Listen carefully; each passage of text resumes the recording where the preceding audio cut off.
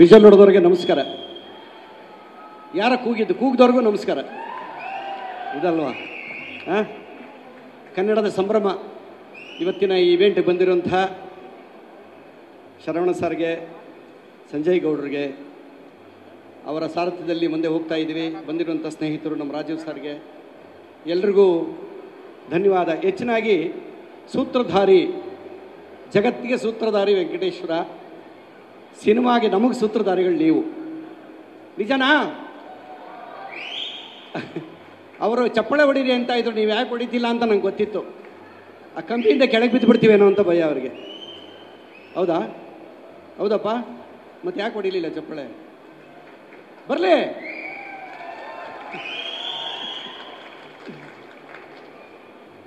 ಸೂತ್ರಧಾರಿ ಸಿನಿಮಾದ ಬಗ್ಗೆ ಎಲ್ಲ ವಿಚಾರ ನಿಮಗಾಗಲೇ ಗೊತ್ತಾಗಿದೆ.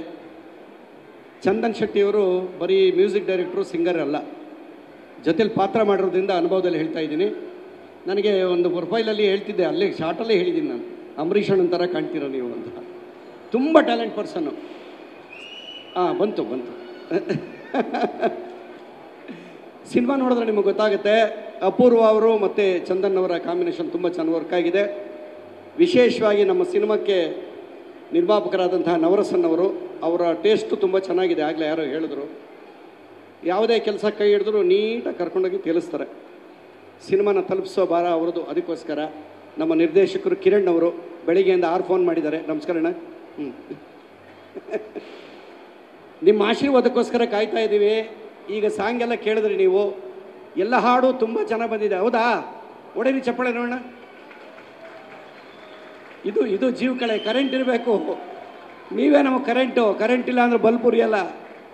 ದಯವಿಟ್ಟು ಇನ್ನು ಬರೋವಂಥ ಕಲಾವಿದರು ಯಾರೇ ಬರಲಿ, ಕನ್ನಡನ ಎತ್ತಿ ಮೆರೆಸಬೇಕು ನೀವು ದಯವಿಟ್ಟು. ನೀವಿಲ್ಲ, ನೀವೇ ಸೂತ್ರಧಾರಿಗಳು ನಮಗೆ.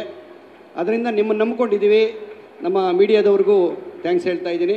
ನಿಮ್ಮೆಲ್ಲರ ಆಶೀರ್ವಾದ ಈ ಸಿನಿಮಾ ಮೇಲಿರಲಿ. 9ನೇ ತಾರೀಕು ಬಂದು ಎಲ್ಲರೂ ಸಿನಿಮಾ ನೋಡಿ, ಅಲ್ಲೂ ಬಂದು ವಿಸಲ್ ಹೊಡಿಬೇಕಮ್ಮ ನೀನು. ತುಂಬ ಖುಷಿ ಆಯಿತು. ಎಲ್ರಿಗೂ ನಮಸ್ಕಾರ. Thank you sir. Thank you.